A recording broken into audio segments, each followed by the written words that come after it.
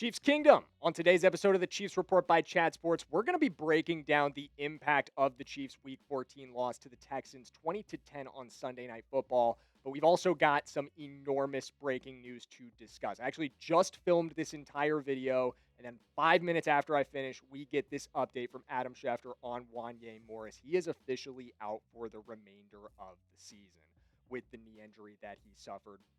And Matt Derrick, one of our Chiefs beat reporters, actually elaborated on Schefter's report pretty quickly after, letting us know exactly what's going on with Wanya. He doesn't quite have a torn ACL. ACL is still intact, but there is additional ligament damage, and the medical options are being considered. That probably sounds like surgery. He's going to be shut down for the remainder of the season. So I wanted you guys to have the latest Chiefs news on this. Make sure we're 100% up to date. So keep in mind, what I'm going to tell you about Wanya later in the video, not 100% accurate. This is the latest news, but everything else, 100% on point, especially the big news around Trent McDuffie, so stay tuned.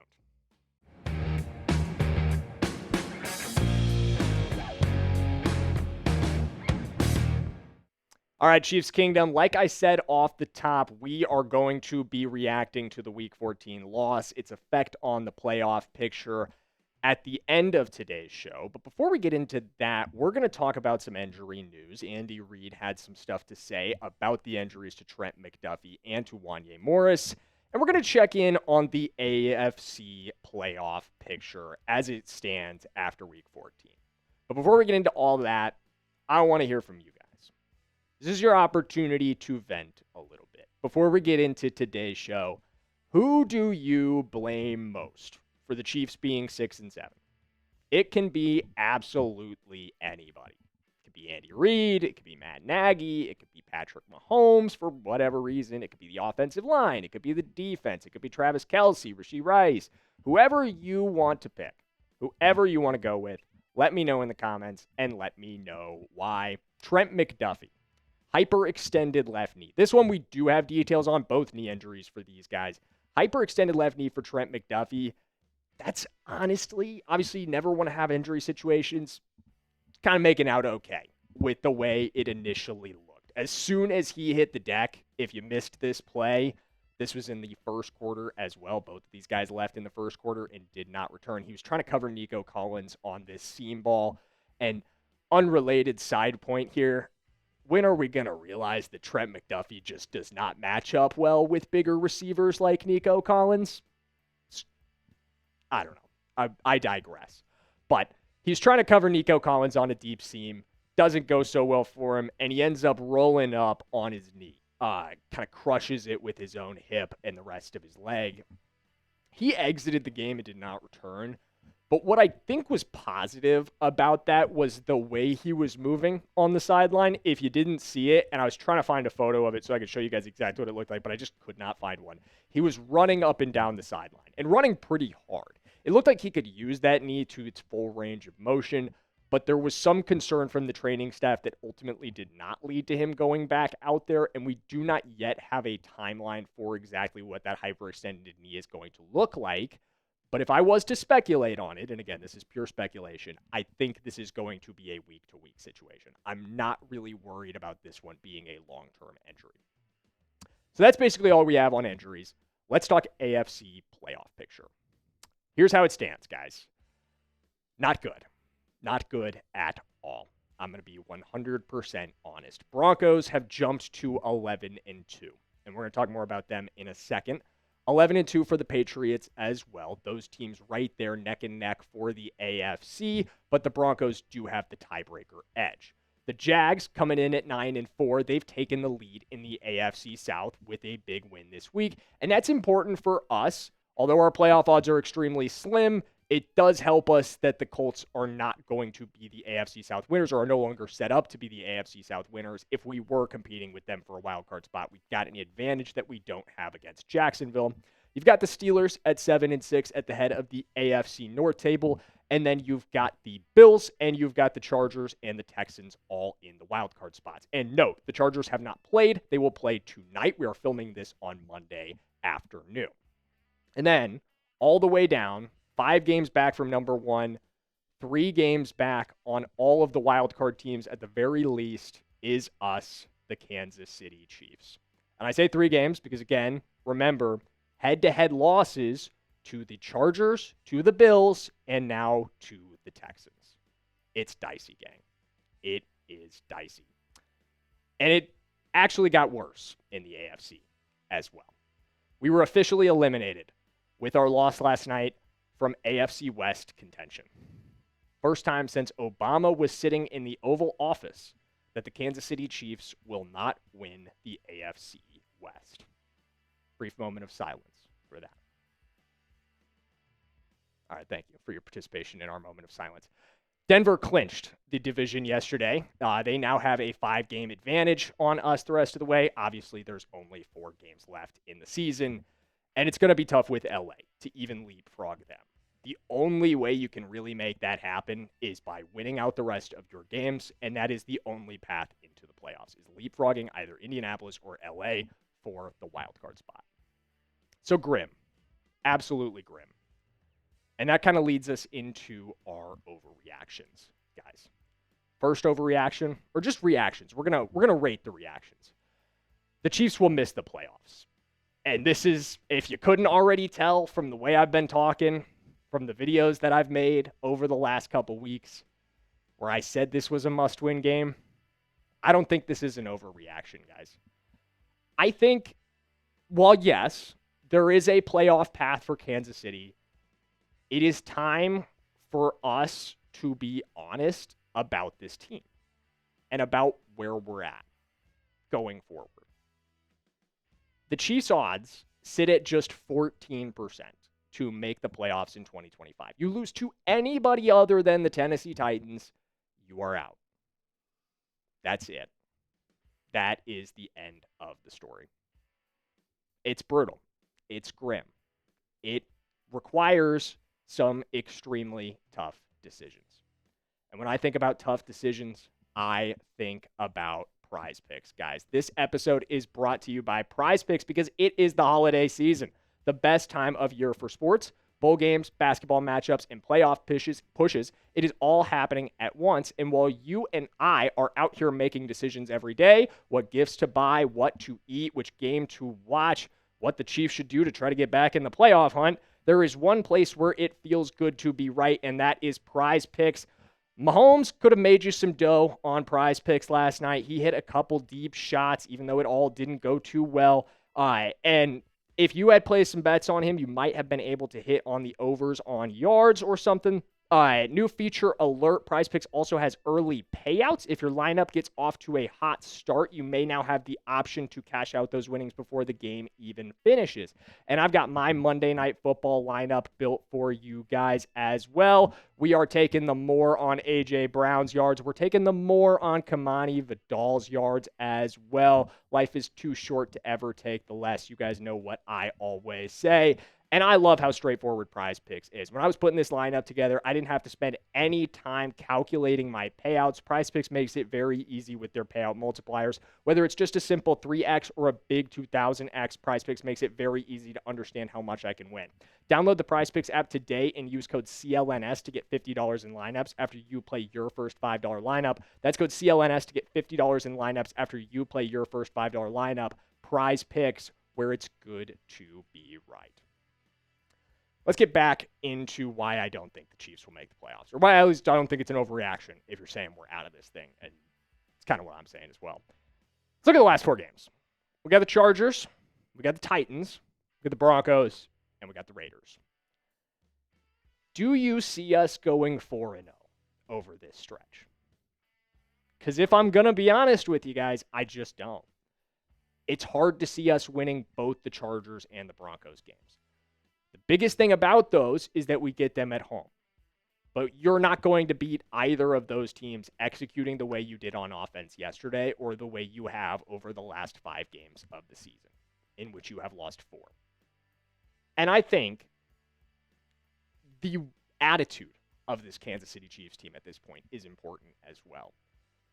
I want you guys to look at Travis Kelce's face on the bench last night. That's where we're at right now. I think that kind of embodies where a lot of fans are at right now.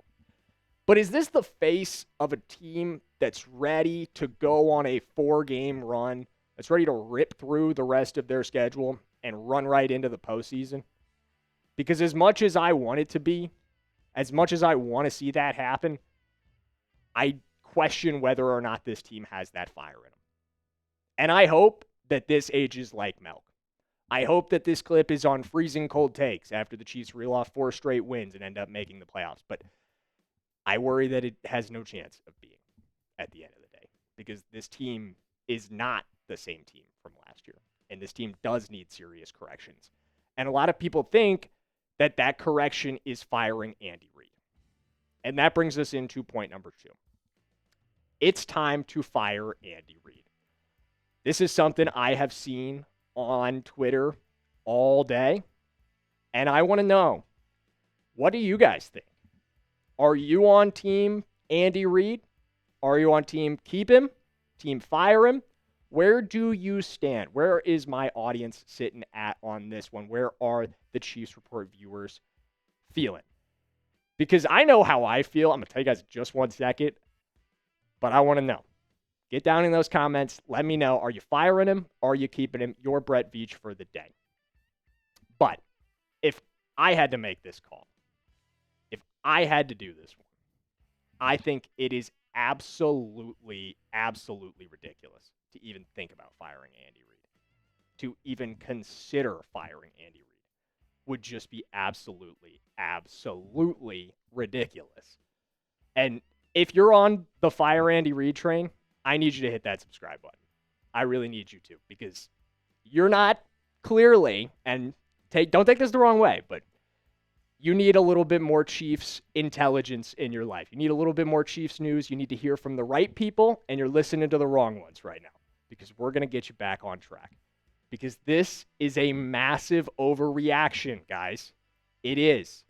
Firing Andy Reid over one season when he has won 3 Super Bowls since 2019 is one of the most ludicrous things I have heard in a long time.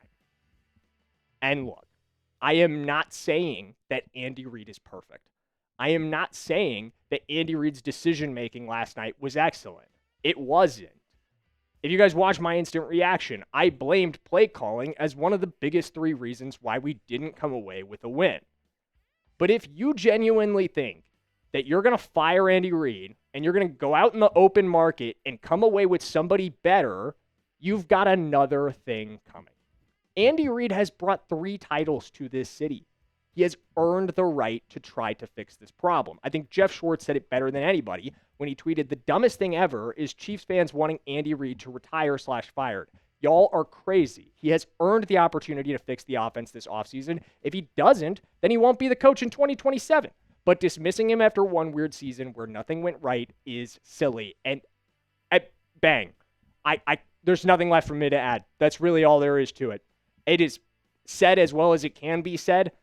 Firing Andy Reid over one season, which was riddled with injuries, which was riddled with 1-score losses, a lot of which, yes, you can blame on poor execution in the biggest moments and some extremely bad play calls, but is everything on Andy Reid?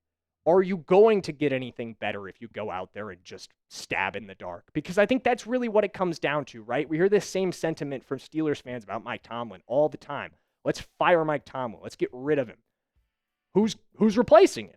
Who's better?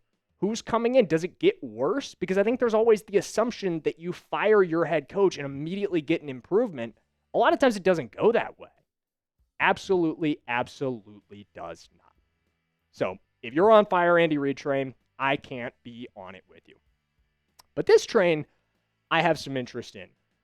Esa Pole should be the starting right tackle. This, I'm still going to describe it as a slight overreaction, but I don't want you to jump on me for that, because I do think Esa played really, really well. And I owe him an apology, because I called him Esa Pole, and that is not his name. It is Esa Pole. I'm so sorry. But Esa was fantastic against Danielle Hunter last night.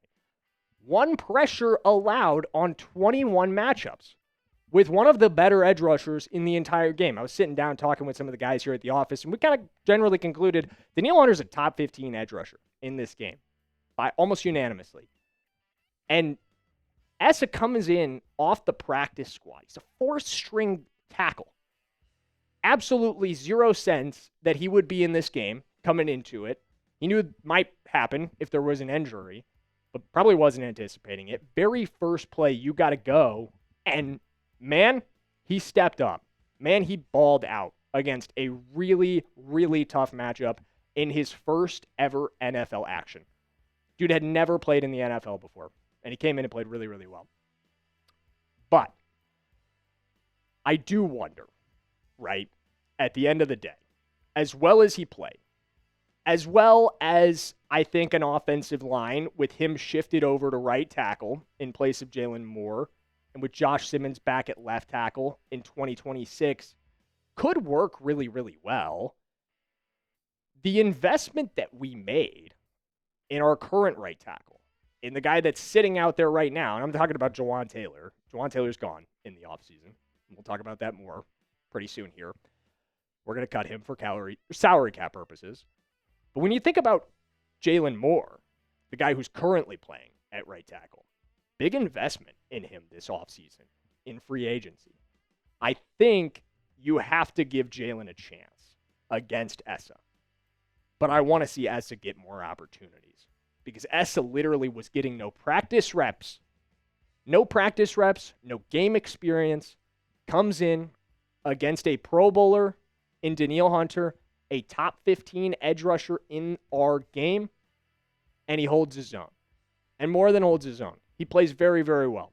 I was worried. I was extremely worried. You guys heard me talk about it over and over again coming into this one. We're down 3 starters on the offensive line in this game, and for all the issues that we had, for everything that I exhorted this team for in terms of offensive execution last night, very few of the problems were from the offensive line or originated because of pressure along the offensive line. And the ones that did, hate to single you out, but they came from, surprise, surprise, Mike Caliendo, our right guard. So that's basically the 3 biggest reactions that I wanted to get through today. And I want to hear from you guys. Is the season over? Is it, and I know, we got 4 more games left. Not literally over, of course. But is it functionally over? Is our playoff shot over? What do you think? Let me know with a Y for yes, an N for no. And I want you to be honest. I want you to really think about it. Does this team genuinely have a chance to rip off 4 straight wins? And if your answer is yes, if you think about that and you go yes, then tell me yes. But just be honest with me. Be 100% honest. Because I'm always 100% honest with you. And I always appreciate you guys hanging out with us on the channel. It's been a great time. Wish we were talking about wins, as always. But always appreciate you guys spending your time. And we will see you in the next one. Let's go Kansas City Chiefs.